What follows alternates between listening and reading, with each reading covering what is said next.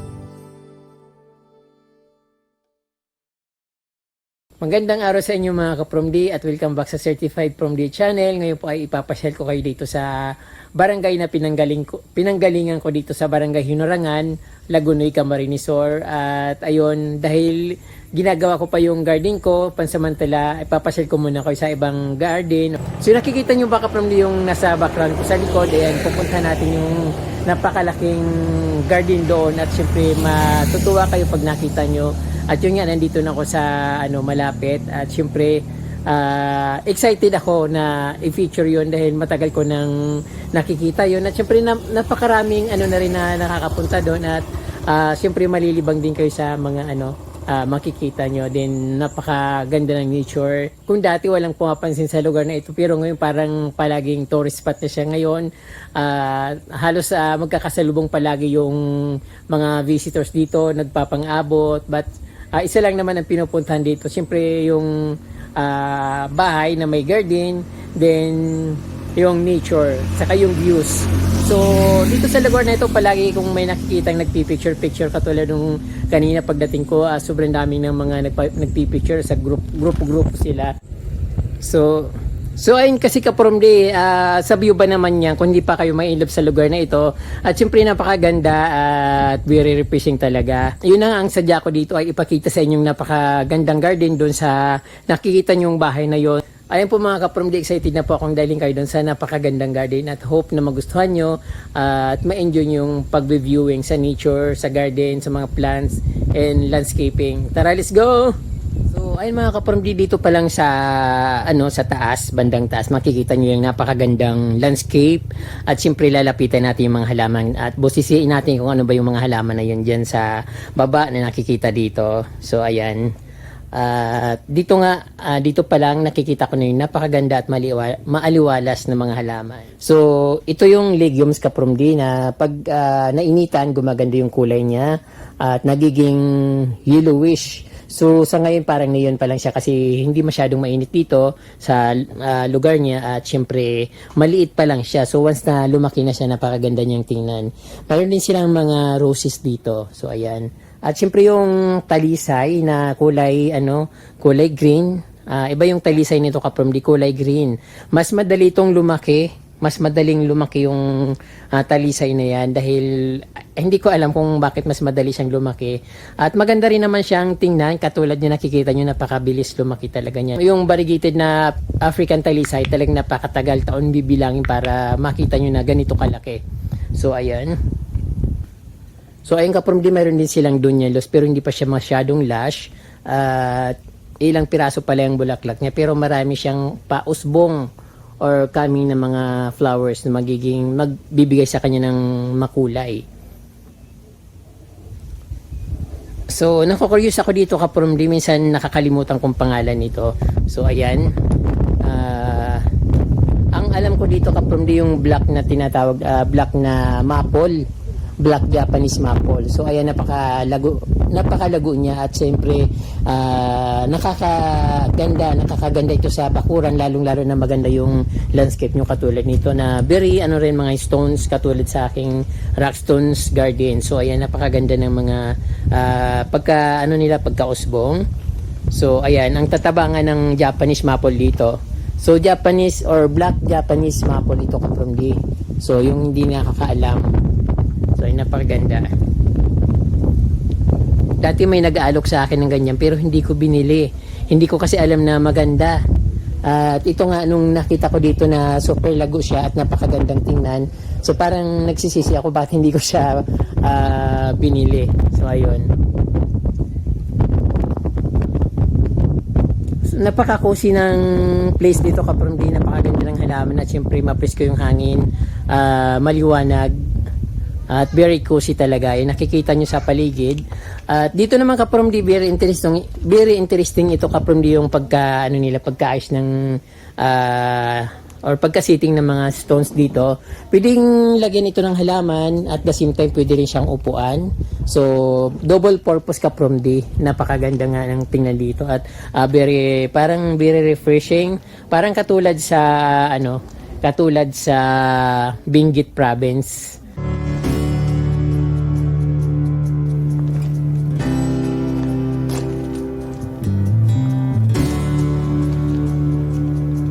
So ayun ka-Promdi yung sinasabi ko na legumes na kapag mainit gumaganda yung kulay niya, although medyo medyo neon, but mostly ganyan talaga yung kulay niya ka-Promdi, medyo neon pero nagiging yellow rin siya pag sobrang mainit. Dito kasi sa amin ka-Promdi hindi naman masyadong mainit yung dito yung location namin, medyo warm lang ng konti pero maganda at mapresko. So ayun ka-Promdi yung forget-me-not katabi ng legumes. Mayroon din silang Monaika. Ayan, kitang-kita yung Monaika. Ang ganda ng pagka-tanim, napaka-lush. Maganda kasi yung medyo may araw. Tapos dito naman sa baba, mayroon silang French bush na halaman. So mayroon din ako nito ka-Promdi at hindi nga lumalaki. Mas gusto pala nito na may araw kaya siguro ililipat ko yun sa arawan. Then mayroon silang mga ano dito, variegated na bamboo. Napakaganda ka from this. So ayan, very refreshing. Pag inikot mo yung mata mo dito, ayan nakikita nyo. Pag inikot mo yung mata mo, pakikita mo yung napakagandang mountain or mountainous area or mountainous scenic dito sa Kalayaan.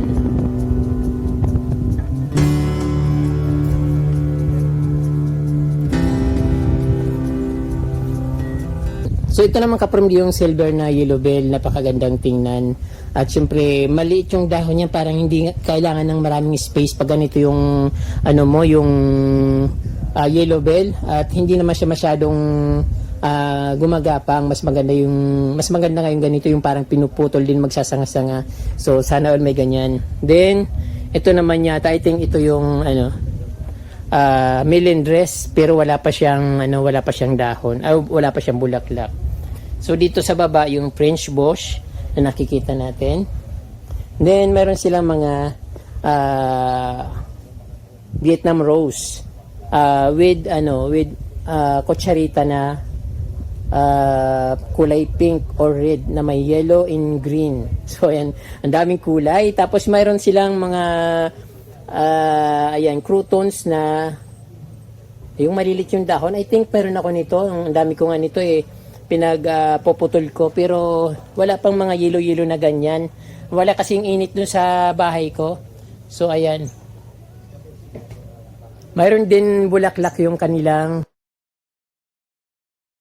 yellow bell, purple bell. So ayun, ang daming bulaklak, ang daming papalabas na mga bulaklak. So katulad ng yellow bell na ito na sa baba, ang dami rin bulaklak. Then coleus, meron din silang yew plants dito kaprundi.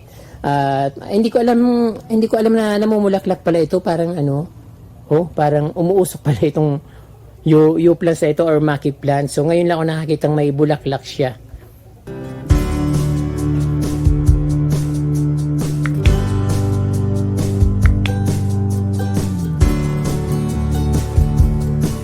Natin kung ano yung mga nandito. So habang papataas yung hagdan, parami yung nakikita kong halaman.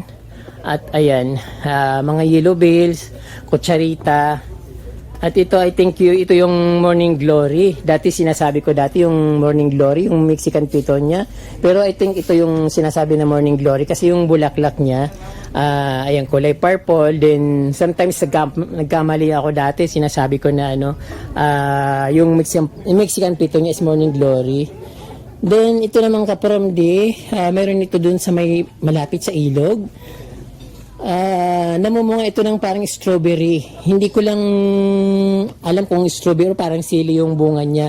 Pero hindi ko inusyoso, pero mayroon dun sa amin ng ganyan. Hindi ko lang alam na halaman yun. At yung pala maraming halaman sa amin na hindi ko talaga alam. Ayan, nakikita niyo yung mga pine trees, coleus, tapos ayun tawag ito, croutons. At syempre yung napakaganda at napakabonggang bougainvillea. Napakaganda nito kapramdi. So ngayon ko lang napansin na super ganda pala ito sa malapitan. Katulad ng nakikita nyo. Variegated yung dahon niya at syempre punong-puno ng flowers. So ayun. Ito ang views dito kapramdi. Nandito na ako sa medyo mataas na lugar. At ito nga punong-puno pa rin ng mga halaman. Yung maraming bulaklak na yung kapramdi na kulay red ay sinya. Tapos ito naman dito yung bougainvillea. Marami silang iba't ibang klaseng halaman dito. Ano ba to? Silver button. Tapos meron pa rin mga maliliit na mga Vietnam rose sa baba. Doon. So hindi na makakaraan dyan kasi parang pabangin siya kapramdi. Pero maganda yung views dito.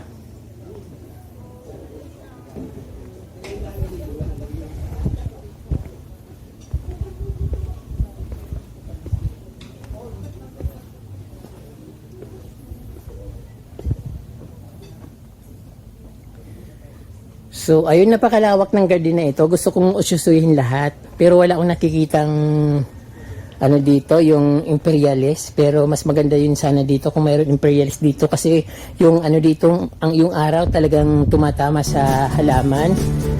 Ayan.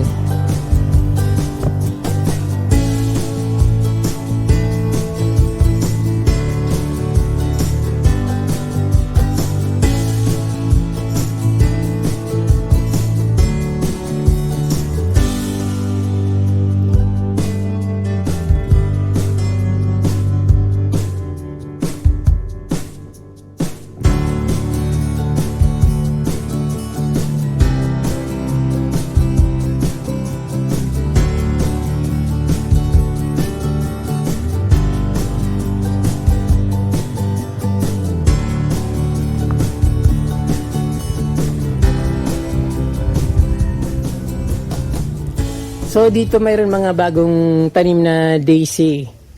Ayan, tapos mayroon silang mini swing or kubo na may swing. Ano bang tawag dito? Pero alam ko kubo na nga to. So ayan, kubo na may swing. Then pwedeng umupo at magtambay dito. So napakaganda ng view pag nakaupo dito.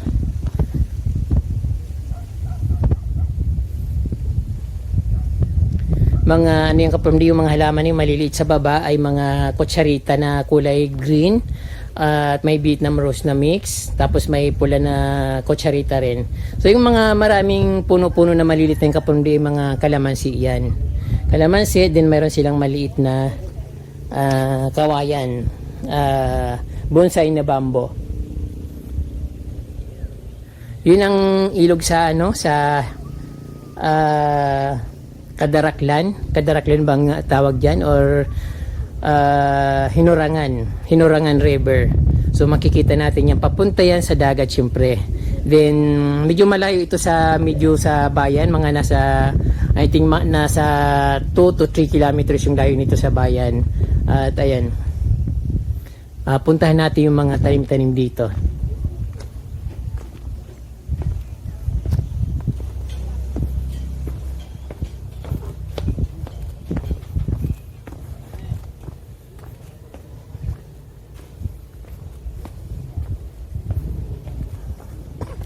So dito yung volume ng kanilang mga halaman dito sa ano. Ang ganda pala ng ano na yan, no. Parang yellow and pink na bill. Yellow and pink na bill, lapitan natin. Hindi ko napansin nito kanina. So ayan, ibang bulaklak nito kapromdi. Mayroon din kasing yellow. Ayan, nasa baba yung yellow. Then yung isa purple. So ito pinaghalong yellow and purple. So ayun.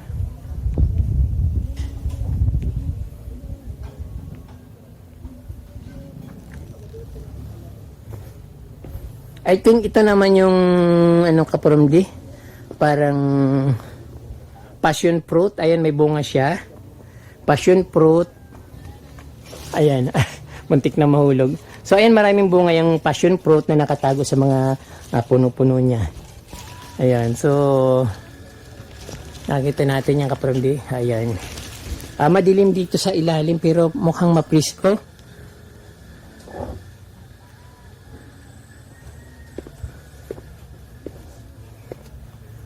So ayun, maganda dito kasi madilim, mapresko.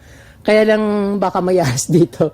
Maraming bunga yung passion fruit dito kapromdi. Ay nakikita natin sa ilalim, mga nakasabit sa ilalim. But ayan pa kapromdi yung mga yung bunga.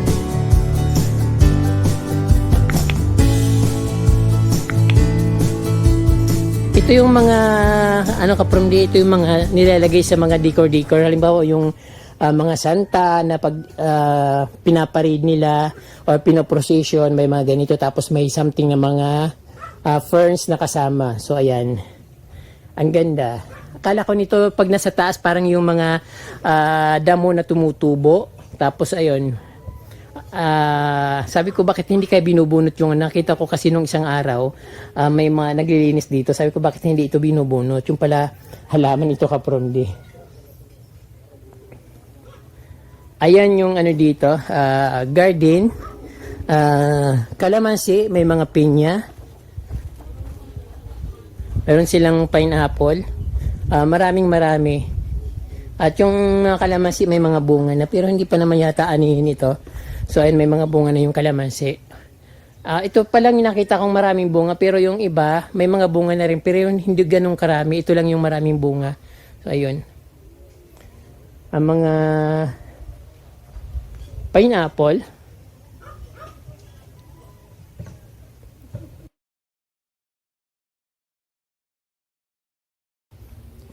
Napakaganda ng sinik dito kaprom. Dito pala yung mga napakaraming bunga ng passion fruits.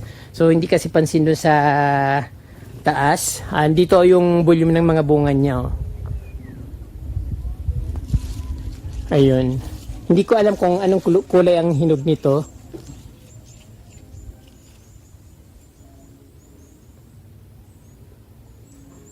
Masarap kaya yan? Hindi pa ako nakakatikim niyan. Sabay ganun. Totoo ka pa, hindi pa ako nakakatikim ng passion fruit at hindi ko nga alam kung anong klase ang laman yan. But nung nasa Alabay kasi ako may nakita akong ganyan. So manaalala ko lang yung passion fruits. Then ito pala kaprom di punong-puno ng bunga yung kalamansi. So ayun, napakaraming bunga yung kalamansi dito. Then naku-curious ako dun sa kubo na nasa ibaba ka from gusto ko siyang malaman kung anong klaseng kubo yun.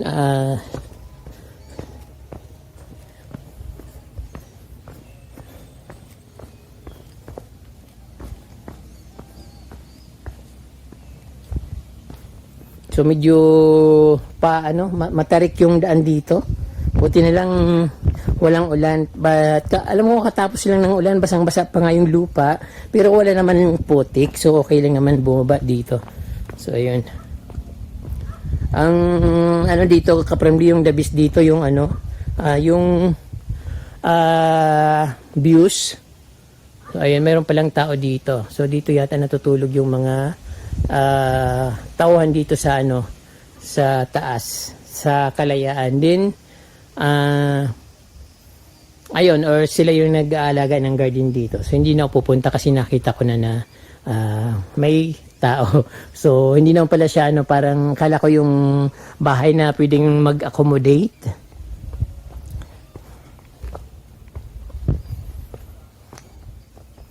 So medyo mainit yung araw, pero hindi naman yung init na lumalabas yung araw. Kasi kapromli, parang maulap siya na parang uulan.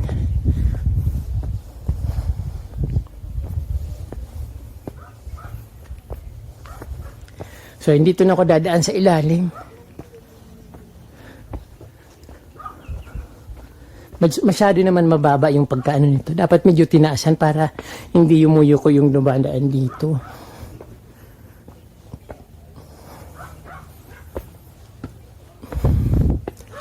Ayun. Nakakahingal din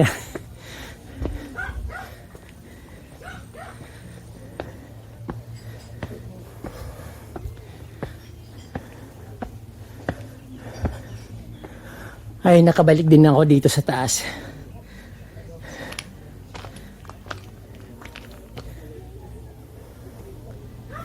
So ay mga kapramdi, medyo hiningal ako paakyat dito. Meron din pala silang mga dito kapramdi, mga pandamos plants,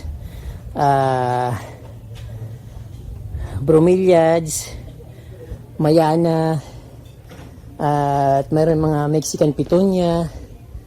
So ayan.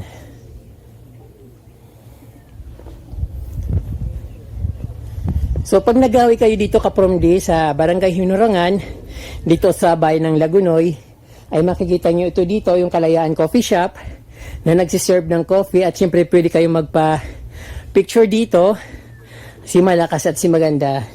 So ipapatong nyo lang yung face nyo dito, then ayun na, meron na kayong picture.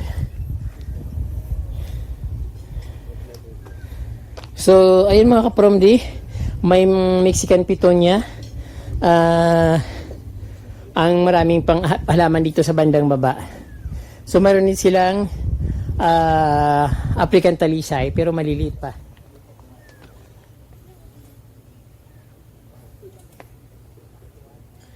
So ayun, flowering yung Mexican petunia. Siyempre maganda yung pagkatanim nila, pagka-landscape nilang mga halaman dito. At ito yung African talisay na variegated. So, matagal itong lumaki ka from di katulad nung mga sinasabi ko sa inyo. Mas malaki o mas madaling lumaki yung green. Pero ito talagang taon siya bibilangin para magkaroon ng diretsong branch pataas. Ayan. So, dalawa sila. At yung akin nga, ang ganito ko nga parang nawala na yung dahon, sana makarecover. Same sa garden ko kaparundi, ang dito mayroon din silang mga stones, pero ito kasi iba kaparundi, yung nakukuha ito sa ilog na malapit dito. At yung sa akin ganun din sa ilog pero kulay white nga lang. So ayun. Ang ganda ng views dito. Yung landscape niya, maganda rin. At pwedeng makakuha ng ideas dito. Meron silang grape.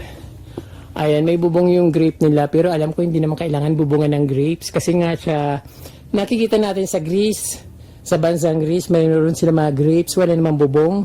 At sabi napakainit daw doon sa lugar na yon. At meron na siyang maliit na bunga. Yung variegated na kawayan. Then, I think ito kalatia. Meron ako nito. Hindi ko naman pinaparami. Meron din silang dito. Anthurium na flowering. Ayan. Ano kayang mga nakatanim dyan sa ilalim na may mga nakapropa na nakabalot sa plastic. So, ayun.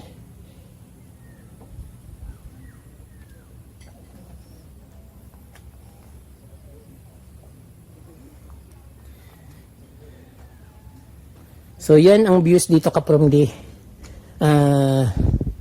Very nature, mountainous, at mga plants. So, ayan.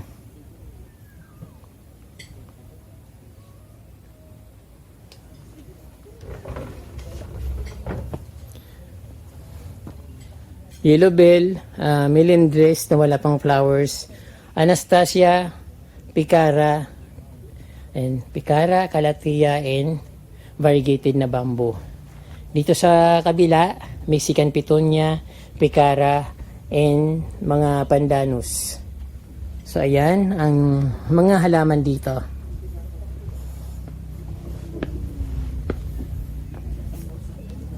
Sir. So ayan mga kaparmdi yung pakagawa ng dito. Landscape nila, double purpose ito kapag hindi pwedeng upuan, pwedeng patungan ng halaman. Siyempre design din, napakaganda ng tingnan. Kasi yung stone niya, yung buhay na bato na parang binabasag sa mga kalsada. So maraming ganyan dito. So mayroon nga rin akong ganyan, kaya lang nilulumot na. But ang gusto ko dito kapag yung pagka-landscape niya, maaliwalas at malinis. Ayan, tapos overlooking ayan, bundok. Dito yan sa bayan ng Lagunoy sa barangay Hinurangan. Ayan.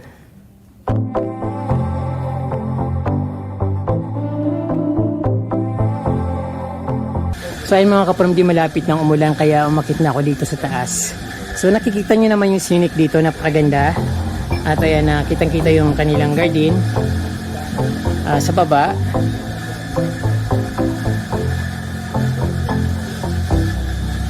Ayun.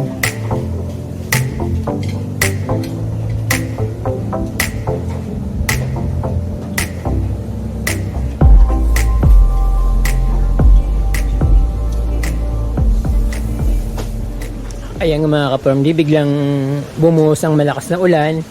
At syempre buti na lang yan dito na ako sa taas at hindi ko naman nakalain na lalakas ng ganito yung ulan. So I think dadaan lang siya dahil may araw naman pero marami talagang ulap, makapal yung ulap. At syempre yun doon sa bayan, lakas-lakas ng ulan. At kitang-kita yung malakas na ulan dito dahil puting-puti yung kabayanan. So dito naman ngayon lang bumagsak yung ulan pero malakas at syempre may kasamang konting hangin.